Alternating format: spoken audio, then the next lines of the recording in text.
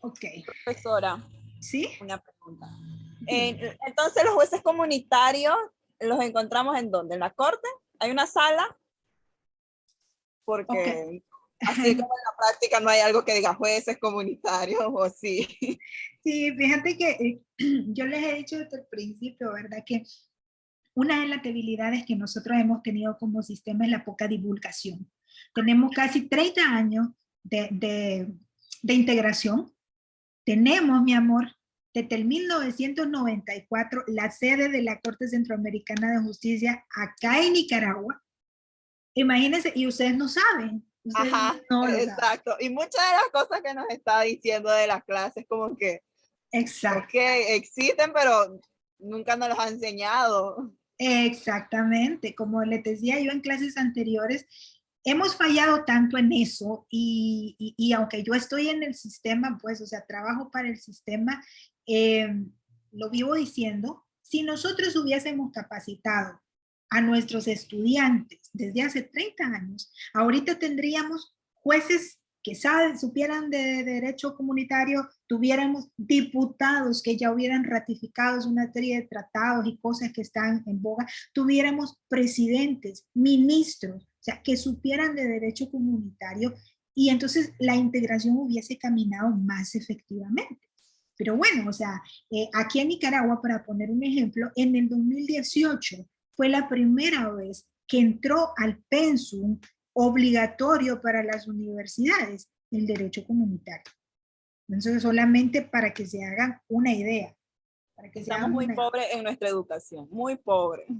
Pues lastimosamente el derecho comunitario no ha sido como prioridad y no hemos logrado alcanzar la homologación, porque una de las cosas que nosotros estamos tratando de hacer es la homologación de sistemas, es decir, que nuestros pensum en los 8 países que integran el SICA, ¿verdad?, tengan la obligatoriedad del derecho comunitario. Eso ya lo logramos, ¿verdad? Lo que no hemos alcanzado a lograr es, lo que no hemos alcanzado, perdón, a unificar o a homologar son los pensum en sí. Porque, ¿qué les puedo decir? El pensum que estoy desarrollando yo es uno y quizá no es el mismo que pueda estar desarrollando la UCA o el mismo que pueda estar desarrollando la UAM, etcétera, etcétera, ¿verdad? Porque los han dejado un tanto a la libertad. Entonces, todavía tenemos mucho que hacer, pero por lo menos ustedes ya están en el camino, están llevando una materia que a mi criterio debería dividirse en 2 o 3 cuatrimestres, ¿verdad? Pero ese es mi humilde criterio porque yo quisiera poder darle en mejores condiciones, ¿verdad? Este derecho que tanto me encanta. Entonces, no, nosotros aquí en Nicaragua tenemos una sede, o sea, una corte debidamente constituida, ¿verdad? Ahorita casualmente estamos estrenando edificio, estamos ahí en Plaza España, el antiguo edificio del BESIE, ¿verdad? Ahí estamos nosotros, y nosotros estamos constituidos, tenemos una secretaría general, tenemos a nuestros magistrados que se constituyen como corte plena para conocer los casos, ¿verdad? Hacemos audiencias. Bueno, a partir del 2020, por el problema de la pandemia, honestamente, las audiencias públicas han estado suspendidas y se han hecho de manera privada las que han sido necesarias hacerse. Pero realmente nuestras audiencias son públicas. En años anteriores, porque nosotros tenemos un convenio con la Univalle, en años anteriores yo informaba a la doctora Ruiz cada vez que íbamos a tener una audiencia pública y me enviaban, o sea, nosotros recibíamos un promedio de 10, 15 personas, 15 estudiantes, para que pudieran presenciar nuestras audiencias. Entonces, este año tal vez se empiecen a abrir. Igualmente tenemos pasantías, recibíamos antes de la pandemia pasantes y estamos ya en proceso de normalizar, ¿verdad?, todas esas cuestiones. Pero sí, nosotros estamos físicamente aquí en Nicaragua y tenemos todas las condiciones jurídicas y físicas, ¿verdad? Para poder fungir como un organismo jurisdiccional. Igualmente tenemos una página web donde hay un SENDOC, una biblioteca completa sobre derecho comunitario, etcétera, etcétera. ¿Verdad? Bueno, la Corte está constituida por diferentes órganos. Su órgano principal es lo que llamamos Corte Plena, que significa la integración total, es decir, los 6 magistrados, todas las decisiones. Bueno, la Corte es un cuerpo colegiado. Ya ustedes entienden lo que es un cuerpo colegiado. Las decisiones, es decir, las sentencias y todo eso, se deciden de esa forma, se discuten como en todo cuerpo colegiado, y las decisiones se toman por mayoría, ¿verdad? Se necesita al menos 4 votos en una dirección, y de esa manera se sentencia. Igualmente, los magistrados tienen derecho a lo que son el voto disidente, que le llaman, o el voto concurrente. El voto disidente significa cuando un magistrado no está de acuerdo con el rumbo que lleva la sentencia. Entonces, el voto disidente significa que él o ella, porque tenemos 2 magistradas, que él o ella tienen el derecho a expresar su planteamiento jurídico del por qué no están de acuerdo con el rumbo que tomó la sentencia. A eso se le llama voto disidente.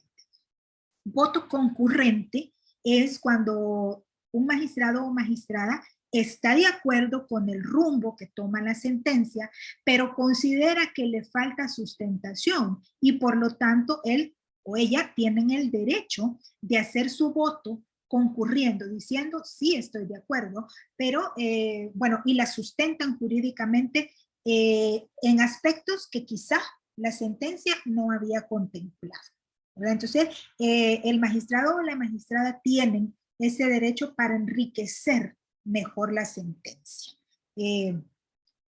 Además, contamos con una Secretaría General. La Secretaría General es el órgano de comunicación de la Corte. Nuestro secretario general es nicaragüense, es el doctor Orlando Guerrero Mayorga, y ha sido el único secretario que ha tenido la Corte desde 1994.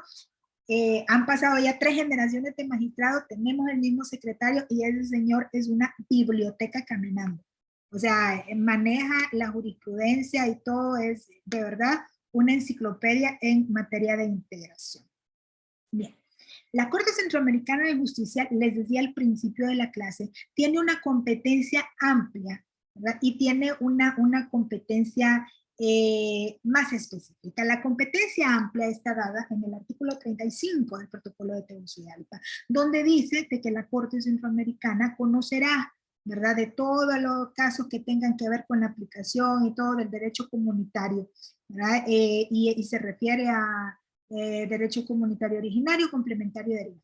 Entonces, esa es una competencia amplia. La competencia específica está determinada por el artículo 22 de su convenio de estatuto, ¿verdad? Entonces, el artículo 12 y 35 del Protocolo de Tegucigalpa da una competencia amplia sobre cualquier materia en la cual exista un instrumento de integración de nuestra competencia general.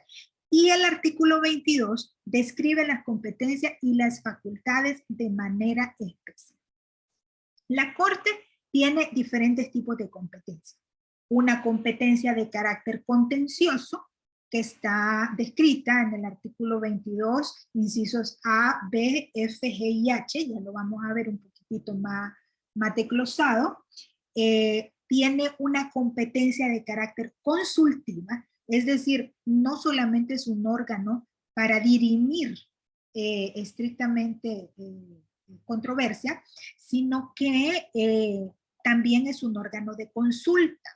La Corte puede conocer 3 tipos de consulta. La consulta vinculante, establecida en el artículo 22E, la consulta de carácter ilustrativa, que está en el artículo 22C y D, y la consulta de carácter prejudicial.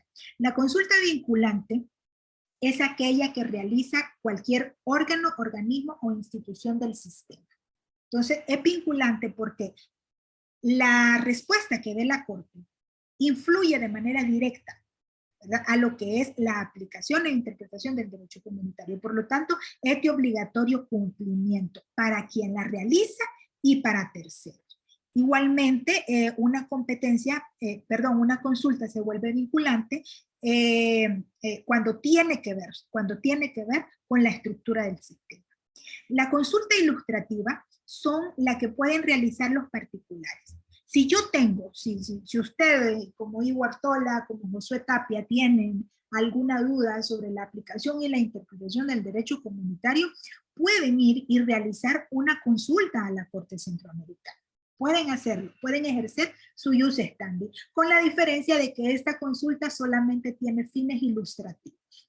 No resulta vinculante ni para quien la hace, ¿verdad?, ni frente a terceros.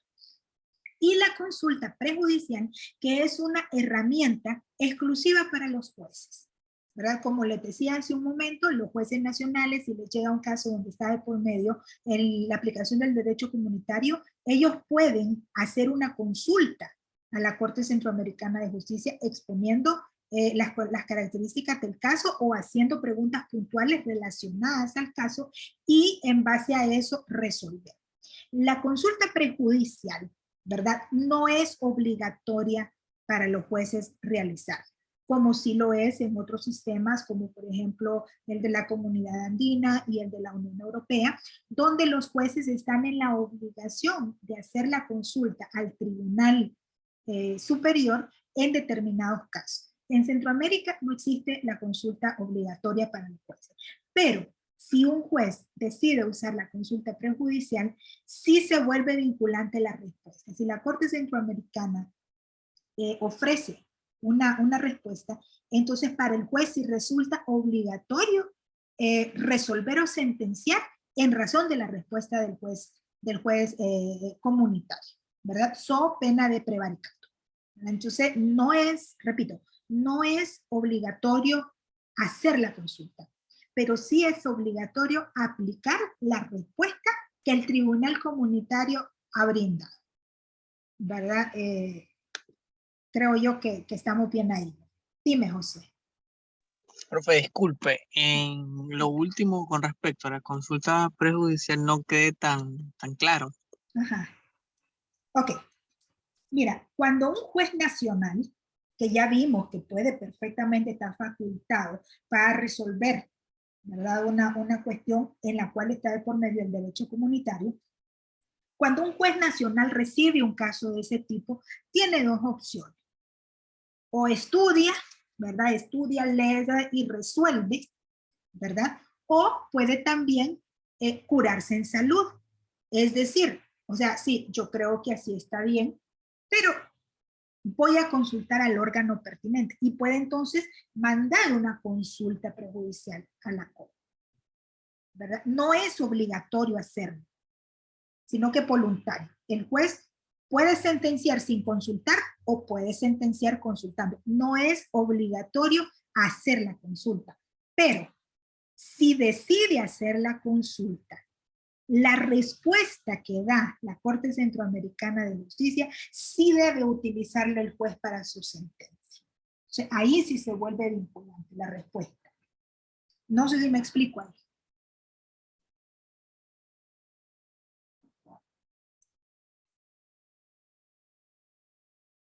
¿Me expliqué? ¿No me escucharon? Sí, maestra, sí, sí. Ok, ok. Sí, ya quedé claro. Ok, bueno. Aparte de eso, también la Corte Centroamericana de Justicia puede actuar como tribunal de apelación y aprovechando esto, vamos a hablar sobre la tarea de la semana pasada, que en realidad se me hicieron un colocho, muchachos, porque lo único que hicieron fue copiar básicamente lo de la página web del CARICOM, ¿verdad? Y digamos que no está mal, pero no explicaron ustedes cuál es la diferencia de la facultad de apelación que tiene el CARICOM con respecto a que puede conocer de casos nacionales a la competencia de apelación que tienen otros tribunales internacionales. Pero bueno, En el caso de la centroamericana, por ejemplo, la facultad de apelación que nosotros tenemos es básicamente una competencia laboral. ¿Por qué? Porque las únicas, como les dijera, cosas, cuestiones administrativas, ¿verdad?, que pueden llegar como apelación son, se me ha ido la palabra, resoluciones. Son resoluciones administrativas emitidas por los mismos, por las mismas instituciones del sistema, ¿verdad? Por ejemplo, de repente, bueno, ya hemos tenido algunos casos del BESIE, por ejemplo, ¿verdad? De que de repente a doña Juanita Pérez la quitaron del BESIE y ella consideró que había sido injusto su despido. Entonces, ella cuenta con un tiempo prudencial para poder presentar un escrito hacia su misma instancia, que es el BESIE, ¿verdad? Y alegar las razones del por qué considera que la separación de su cargo es injusta.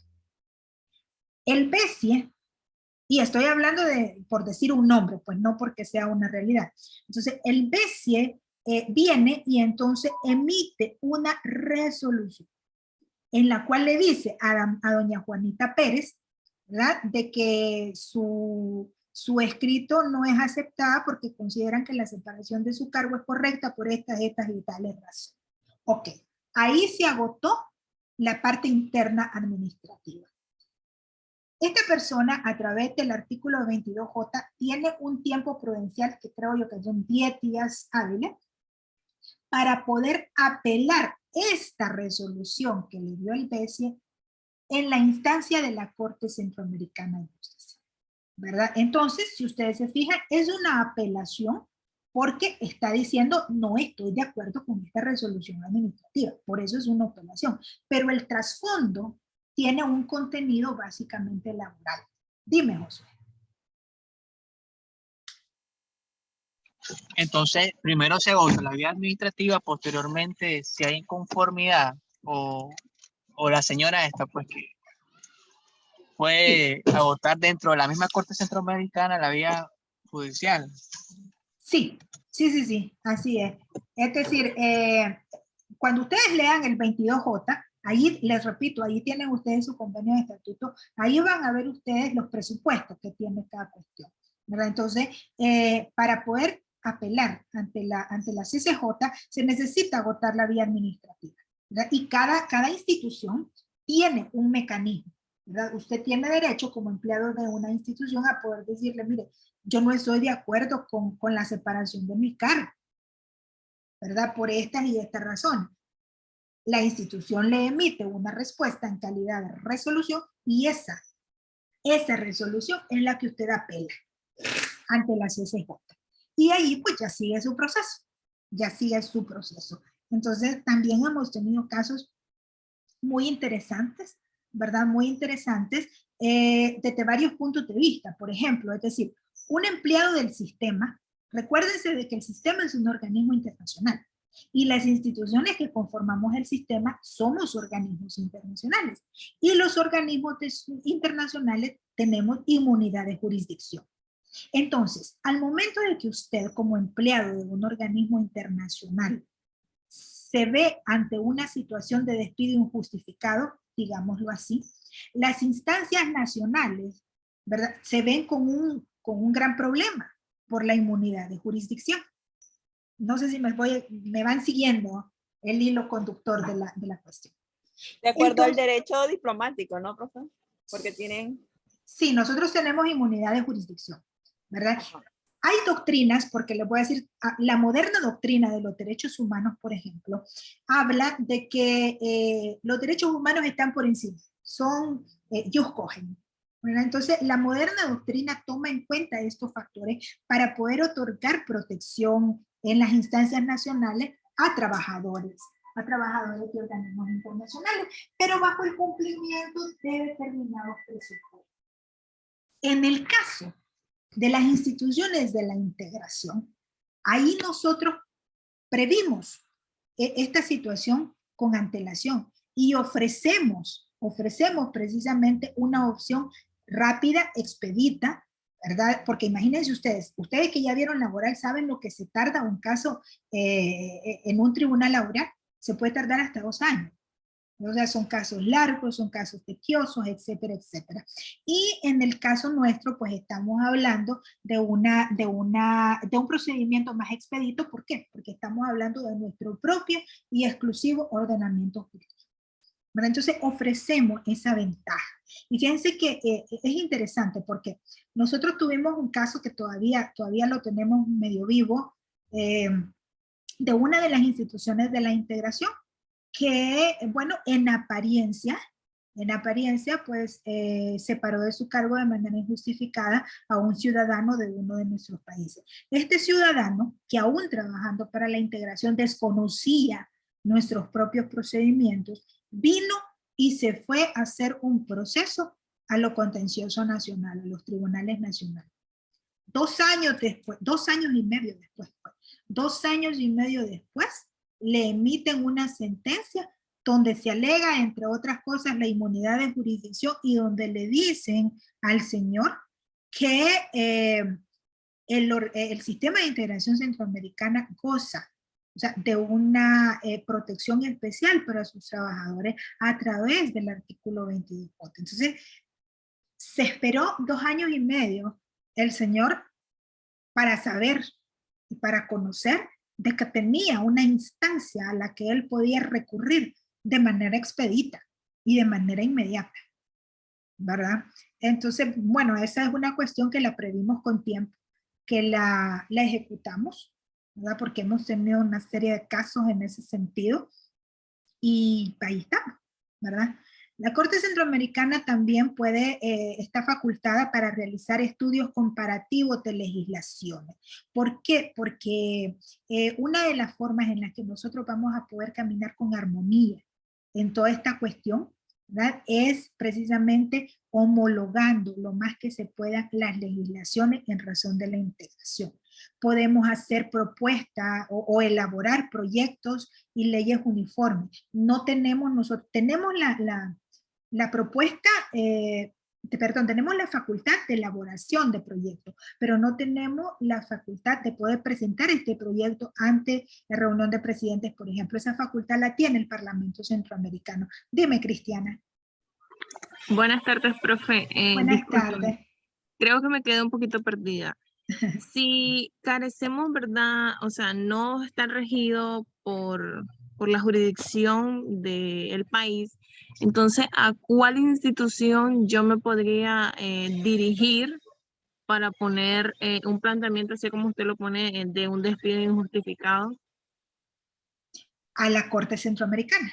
Nosotros tenemos esa facultad a través del artículo 22J.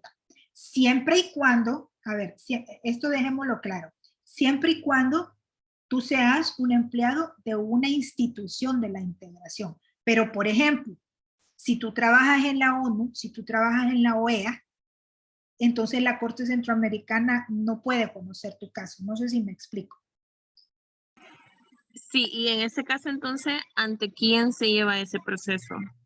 Bueno, mira, si son organismos internacionales como los que te digo, la ONU, la OEA, otras instituciones fuera de nuestro sistema, les decía yo que el moderno derecho internacional ahora dice de que los derechos humanos, que son jus cogens, ¿verdad?, son de obligatorio cumplimiento y están por encima inclusive de otro tipo de obligaciones, ¿verdad? Entonces, tu derecho humano a que se te recuerden tus derechos laborales. Entonces, estarían por encima. Tiene la... ¿Cómo? Bueno, siguiendo la idea, entonces, tus derechos laborales estarían por encima del compromiso de inmunidad de jurisdicción que se le otorga al organismo, ¿verdad? Y Nicaragua ya ha tenido una nada más, creo yo, pero ya existe jurisprudencia al respecto, en la cual una determinada sentencia dice, ¿verdad?, de que no se puede desamparar al trabajador con respecto a sus beneficios. Y entonces un tribunal nacional puede proteger, pero honestamente les digo, ya en la práctica es una cuestión bastante tequiosa, porque bueno, puede resultar una sentencia donde se te proteja, pero después viene la ejecución. Y el problema también es que la misma inmunidad de jurisdicción te protege como organismo internacional de un embargo. Entonces ahí ya la ejecución de esa sentencia en términos prácticos, pues le estoy hablando no de términos legales, no de términos prácticos. En términos prácticos se arreglaría mucho más en el sentido amistoso. No sé si me explico. Porque para poder ejecutar, por ejemplo, un embargo, un organismo internacional, vale, eso sí que todavía no lo he visto.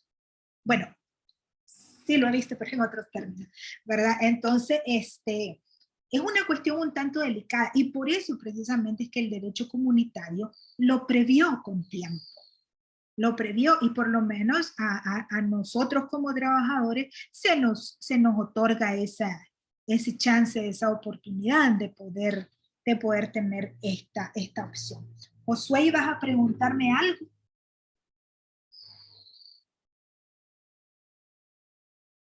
No, se arrepintió.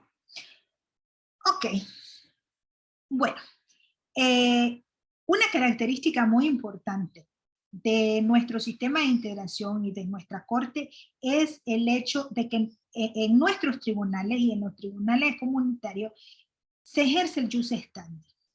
¿Qué es el jus standi? Es el derecho de poder apersonarse de manera directa a un tribunal, como el ejemplo que les ponía, es decir, yo, Marlene Chávez, si a mí el Estado de Nicaragua me ha incumplido lo que está determinado en el Cauca, por ejemplo, y me está cobrando un montón de impuestos, ¿verdad? Por importar un vehículo, por decir algo. Entonces, yo tengo derecho, una vez agotada la vía administrativa a través del TATA, ¿verdad? Yo tengo derecho a personarme de manera directa hacia la corte presentando una demanda contra el Estado, ¿verdad? A eso se llama jus standi, cuando yo me puedo apersonar de manera directa, ¿verdad? Igualmente se cuenta con el locus standi, que es el reconocimiento de la participación que tiene un individuo en las diferentes etapas del proceso, ¿verdad? Entonces, los fallos. Las decisiones de la Corte, les decía, se toman por la mayoría, ¿verdad? Y por supuesto, las decisiones que son emitidas a través de una resolución o de una sentencia tienen que estar motivadas jurídicamente. El fallo de la Corte Centroamericana, ya sea por resolución o por sentencia, es vinculante, es definitivo y es inapelable. Es decir, de que nosotros somos la puerta o sea, el portón de salida, el máximo que hay con respecto al derecho comunitario. Sí existen recursos, pero son el recurso de aclaración o el recurso de ampliación en la parte resolutiva. Los fallos de la CCJ son vinculantes para los estados, para los órganos, para los organismos del sistema y para las personas naturales y jurídicas de Centroamérica. Las sentencias de la CCJ se ejecutan como si se trataran de una sentencia nacional, ¿verdad? O resolución nacional. Y los laudos, porque también nosotros tenemos una facultad arbitral que debo decir que desde 1994 que entró en vigencia, pues la Corte, no hemos tenido un solo caso de arbitraje, sí tenemos la facultad, ¿verdad? Los laudos arbitrales igualmente son ejecutados como un laudo nacional. En caso de incumplimiento de una sentencia, se hace saber al resto de Estados miembros y a la reunión de presidentes para que a través de ese tipo de presión internacional, ¿verdad? Se asegure su ejecución. Ya hemos tenido casos en los cuales se ha tenido pues que notificar al respecto. ¿Cuáles son entonces directamente las facultades de la Corte? Bueno, estas las voy a leer textuales, muchachos, porque son las que tienen en su convenio de estatuto. Conocer a solicitud de cualquiera de los Estados miembros las controversias que se susciten entre ellos, ¿verdad? Exceptuando las controversias fronterizas, territoriales y marítimas. Esta es una excepción, muchachos. Es decir, se puede conocer cualquier tipo de controversia siempre y cuando estén de acuerdo, ¿verdad? Exceptuando las fronterizas, las territoriales y la marítima, ¿verdad? Para lo cual, de poderse conocer, porque sí se puede, se tendría que obtener la decisión expresa, ¿verdad?, de las partes involucradas.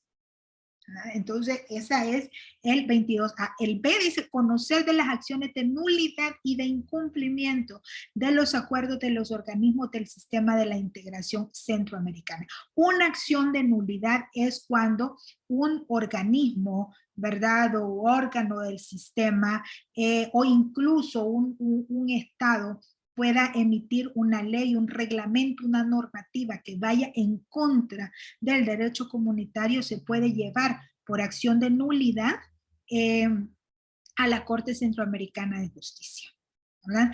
El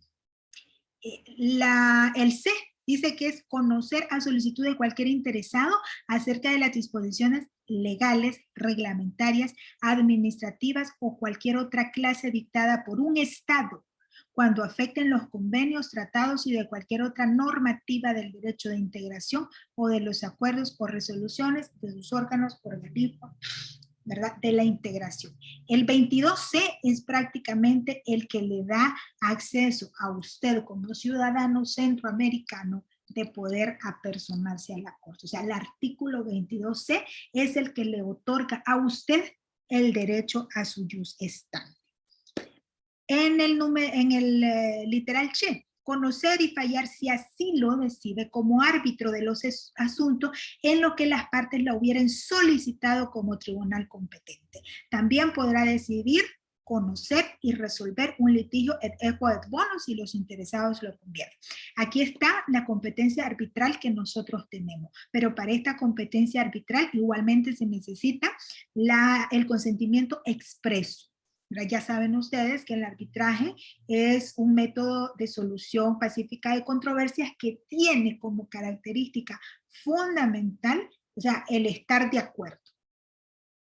En el literal D, actuar como tribunal permanente de las Cortes Supremas de Justicia con carácter ilustrativo. Ya habíamos hablado del tipo de consultas que puede resolver la Corte Centroamericana. En el E, actuar como órgano de consulta de órganos o organismos del sistema, ¿verdad? En este caso, cuando se trata de órganos y organismos del sistema, la consulta es vinculante. Es decir, que la respuesta que dé la Corte debe ser respetado por los órganos y organismos que hacen la consulta, por quienes no lo hacen también y por los estados que son parte del sistema.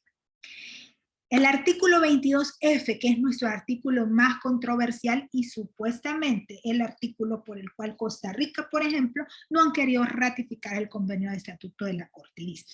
Conocer y resolver a solicitud del agraviado de conflictos que puedan surgir entre los poderes u órganos fundamentales de los estados. Esta es la primera parte, ¿verdad? Entonces, este es un caso en el que los estados alegan que es un asunto meramente de soberanía, un asunto de resolución interna, y por lo tanto dicen de que la Corte realmente no tiene una competencia en ese sentido. Solamente en esos 30 años hemos conocido dos casos. Uno fue acá en el 2005 con el señor Enrique Bolaños, que fue ejecutivo versus legislativo, y otro fue en El Salvador en el año 2012, que fue judicial versus legislativo, ¿verdad? Fueron casos muy fuertes que despertaron horriblemente la opinión pública, etcétera, etcétera. Ahora, este 22F se divide en dos partes. El primero es estrictamente el conflicto entre poderes del Estado. La segunda parte dice, y cuando de hecho no se respeten los fallos judiciales. En ese sentido, El Salvador, por ejemplo, declaró inaplicable para El Salvador el artículo 22F por ser considerado inconstitucional. Lo declaró inconstitucional en su totalidad.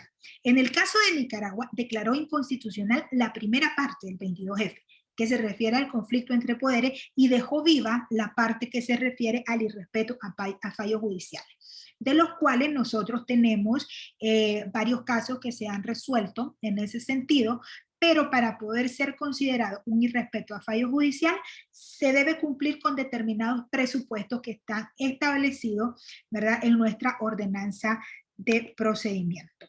El literal G dice conocer de asuntos que someta directa o individualmente cualquier afectado por los acuerdos de órgano u organismo del sistema de la integración centroamericana, ¿verdad? Es decir, una resolución, ¿verdad? O un aspecto de un determinado órgano u organismo que afecte a cualquier interesado puede ir y accesar a la Corte Centroamericana a través de una acción también de nulidad o de inaplicabilidad. El literal H dice conocer las controversias o cuestiones que surjan de un Estado centroamericano y otro que no lo sea, cuando de común acuerdo les sean sometidos. Eso es muy interesante también porque aquí vemos de que puede litigar ante la Corte Centroamericana de Justicia un Estado que no pertenezca al SICA, siempre y cuando las partes estén de mutuo acuerdo. De lo contrario, que solamente uno pueda decir sí, ¿verdad? No, tiene que ser de mutuo acuerdo. Repito, cuando es un Estado ajeno a la estructura de los 8 países del SICA. El artículo I, que es el hacer el estudio comparativo. Como les decía, la Corte Centroamericana tiene la facultad de poder establecer o de poder hacer estudios comparativos con la finalidad de unificar u homologar las legislaciones, ¿verdad?, nacionales para que puedan ser congruentes con todos aquellos objetivos que el sistema persigue. La literal J dice conocer en última instancia, en apelación, de las resoluciones administrativas dictadas por los órganos u organismos del sistema de la integración centroamericana que afecten directamente a un miembro del personal del mismo y cuya reposición haya sido denegada. Aquí podemos estar viendo la diferencia con el G, ¿verdad? Porque el literal G habla de las resoluciones que afecten a las personas, etcétera, etcétera.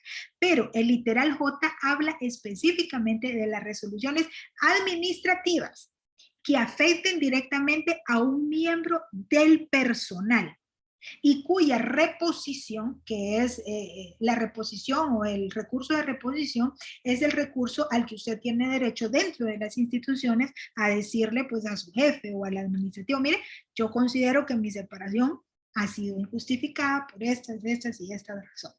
Entonces, como podrán ver ustedes, la misma norma da los presupuestos que se deben cumplir para poder accesar a eso. Luego, finalmente, la literal K dice resolver toda consulta prejudicial requerida por todo juez o tribunal de justicia que estuviera conociendo de un caso pendiente de fallo, ¿verdad? Encaminado a obtener la aplicación o interpretación uniforme de las normas comunitarias, ¿verdad? Esas son las facultades directas que la Corte Centroamericana tiene. Luego, en el artículo 39 del convenio de estatuto, queda plasmado el hecho de lo que es la aplicación inmediata de la norma y de la sentencia con respecto a la ejecución. El artículo 39 es el que nos dice que toda resolución o sentencia emitida por el Tribunal de Justicia Centroamericano, ¿verdad?, debe ser ejecutada como si se tratara de una resolución, de una sentencia o de un laudo nacional, ¿verdad? Ahí está reflejado todo esto. Las fuentes de las que se vale el derecho comunitario están reflejados en el artículo 3 de la ordenanza de procedimientos y los sujetos procesales están descritos en el artículo 10 de la misma ordenanza. Estas son preguntas para examen, señores. Así que ténganlo en cuenta, preguntas para examen y esto forma parte de su material en plataforma. Así que revísenlo con detalle. Nos quedaríamos por acá, muchachos. Revisen por favor su material, apunten las consultas que tengas, háganla a través del chat para que ahí mismo queden plasmadas las respuestas y nos sirvan a todos como parte de la retroalimentación. Nos quedamos por aquí, chicos, porque se nos acabó el tiempo y ya se nos va a cortar. Les deseo que tengan un feliz fin de semana. Igualmente, profe, gracias. Bueno, cuídense. Adiós, profesora. Gracias. Gracias, profe.